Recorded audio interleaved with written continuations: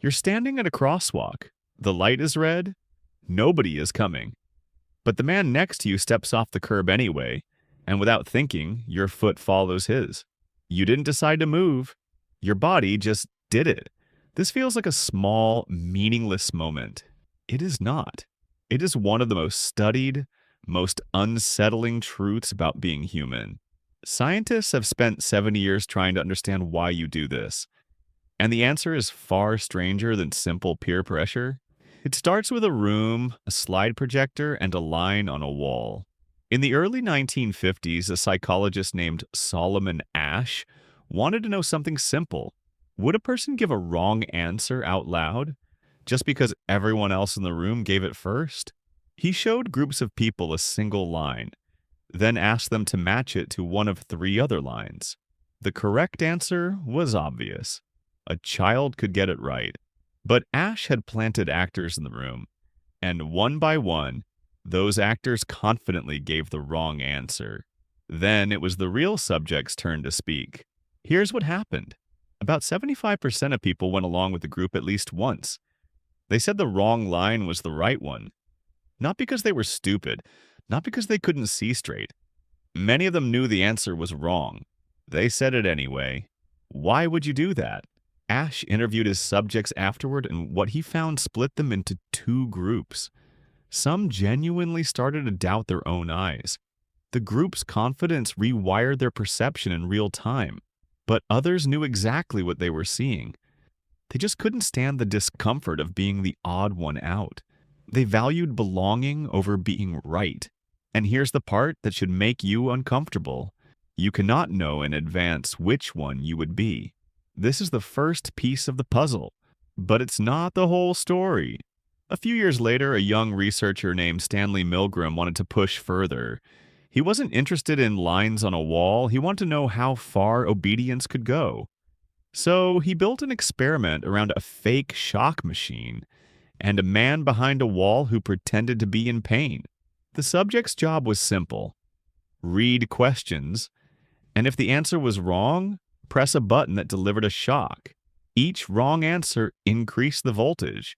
The man behind the wall would groan, then yell, then go silent.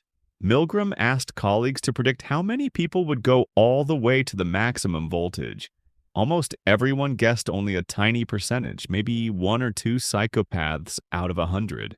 The real number was 65%. Nearly 2 out of every 3 ordinary people, none of them coerced, none of them threatened, kept pressing the button, not because they wanted to hurt anyone, because a calm man in a lab coat told them the experiment required it. What does that tell you about the world you live in? It tells you that obedience doesn't require a monster giving the orders. It just requires a system that looks legitimate. A lab coat, a clipboard, a title. Your brain is constantly scanning for who's in charge, and once it decides someone is, it hands over an enormous amount of its own judgment. This isn't a flaw in a few weak-willed people. Milgram ran this experiment more than a dozen times with different setups, different cities, different subjects. The number barely moved. So why would evolution build a brain this willing to bend? To answer that, you have to go back further than any laboratory. You have to go back about 2 million years to a world where humans were not the most dangerous animal around. We were slow. We had no claws, no fangs worth mentioning, no fur thick enough to matter. What we had was each other. A lone human on the savannah was lunch. A group of 50 moving together, reacting together was something predators learned to avoid. This is where the anthropologist Sarah Blaffer Hrdy's research becomes important. Hrdy studied what she called cooperative breeding, the idea that human children survived not because of one parent, but because of an entire network of caregivers, watching, feeding, and protecting them together.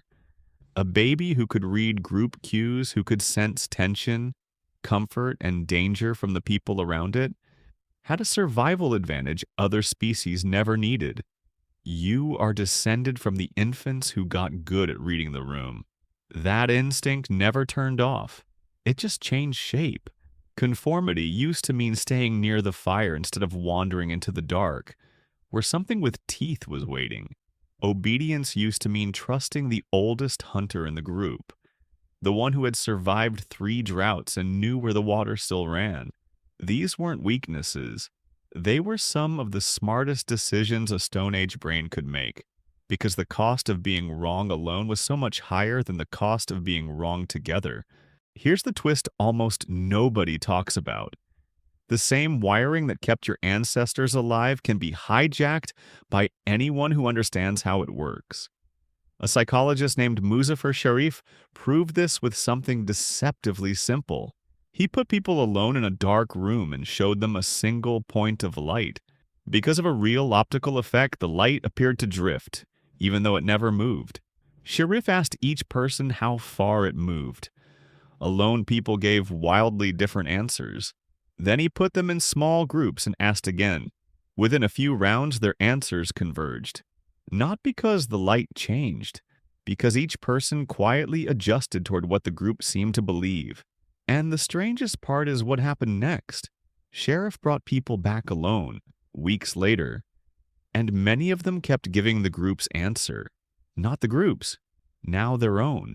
That's not pressure, that's something closer to belief replacement. Stop and think about how often this happens to you, completely unnoticed. The opinions you hold about politics, about which restaurant is good, about which way is obviously correct in an argument, how many of them were really built from your own ground-up reasoning? And how many of them quietly arrived because a confident voice in the room said it first? This is where the story stops being about obedience to authority and becomes something closer to home. You don't need a man in a lab coat to bend your judgment. You just need a group, a screen, or a single confident voice. Modern life has built machines for this. A comment section is a room full of Asch's actors. A trending topic is Milgram's lab coat, scaled to millions. An algorithm doesn't need to convince you of anything directly. It just needs to show you what everyone else appears to believe, and your 2-million-year-old wiring does the rest. Researchers studying online behavior have found something close to a digital version of Sherif's drifting light. When people see a popular opinion attached to a high number of likes, their own rating of that opinion shifts toward the number, even when the content hasn't changed at all. The light isn't moving. The light was never moving.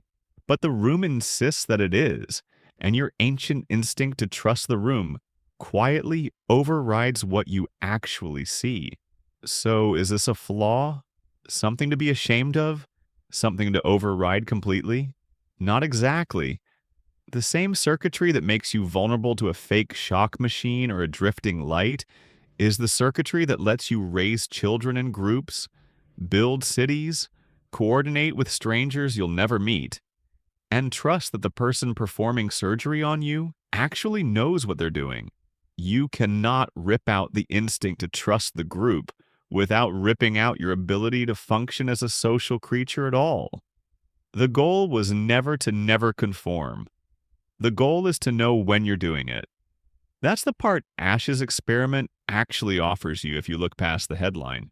The 25% of people who never gave in weren't smarter or braver in some innate way. In follow-up interviews, many of them described the same internal discomfort everyone else felt. The difference was that they had a private signal they trusted more than the room. Some had rehearsed the answer beforehand. Some simply asked themselves a single question before speaking. Is this actually what I see or what I think I'm supposed to say? That 1 second pause is the entire difference between the two groups. So think back to that crosswalk. The man stepping off the curb, your foot following before your brain finished the sentence, the light is red. That isn't weakness. That's 2 million years of social survival software running exactly as designed.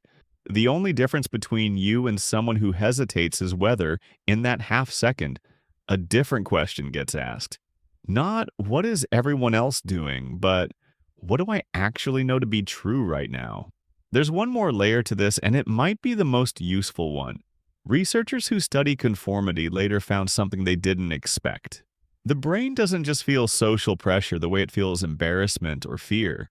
In some studies using brain imaging, disagreeing with a group activated regions associated with actual physical pain, not metaphorical pain, not ouch, that's awkward. A real overlap with the circuitry that fires when you stub your toe. Standing alone in a room full of wrong answers doesn't just feel bad. To an ancient part of your brain, it registers as a kind of danger signal, the same one your ancestors felt when they realized they'd wandered too far from the fire alone. That reframes everything. You were never simply weak for going along with the crowd at the crosswalk, or in a meeting, or in an argument where everyone else seemed so sure. You were running a threat detection system built for a world where isolation from the group could be a death sentence. The system doesn't know that the modern danger is just an awkward silence in a comment thread. It reacts to social rejection the same way it would react to being left outside the cave overnight. And once you understand that, the people who resisted Asch's wrong answers look different too. They weren't operating with a stronger version of the same system. They were doing something almost unnatural, overriding a pain signal with a quieter, slower kind of confidence.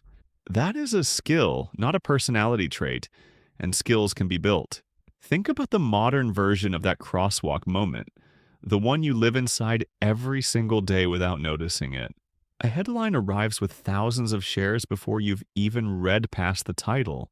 A product has a 5-star rating built from reviews you'll never verify. A stranger online states an opinion with total certainty, and within seconds, that certainty starts to feel like fact, even though nothing about the underlying truth has changed. You are Sherif's subject in the dark room, staring at a light that was never moving. Except now the room is the size of the entire internet, and it never closes. The unsettling part isn't that this happens. The unsettling part is how rarely it feels like anything is happening at all. Conformity doesn't usually arrive as a dramatic moment of betrayal against your own judgment. It arrives quietly as a small adjustment, a slight softening of an opinion you were sure of 5 minutes ago. A willingness to go along just this once because disagreeing seems like more trouble than it's worth. Milgram's subjects didn't feel like monsters while they pressed the button.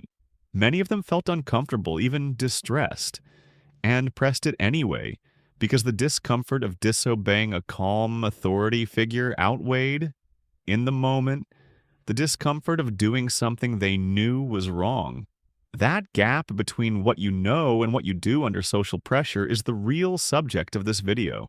It isn't really about a fake shock machine from the 1960s, or a line on a wall from the 1950s, or a dot of light that never moved. It's about the half-second decision point that exists inside you right now. Every time a group, a headline, or an authority figure asks you to agree before you've actually checked. So here's the only practical takeaway buried inside 70 years of unsettling research. You will never turn off the instinct to trust the group. You shouldn't want to. It built civilizations. It raised every child who ever survived to adulthood. And it lets you function in a world too complex for any one person to understand alone. But you can build a habit, the same one the resistant 25% in Asch's experiment seemed to have without even knowing it.